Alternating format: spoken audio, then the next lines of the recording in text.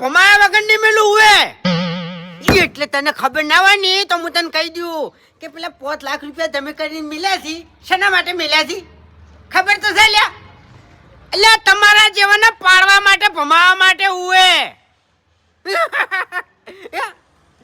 તો ભાઈ તાણી ઓકાતમાં રહેવાનું હો ને પછી મજા નહીં આવે એમ હા માપમાં બોલવાનું યાર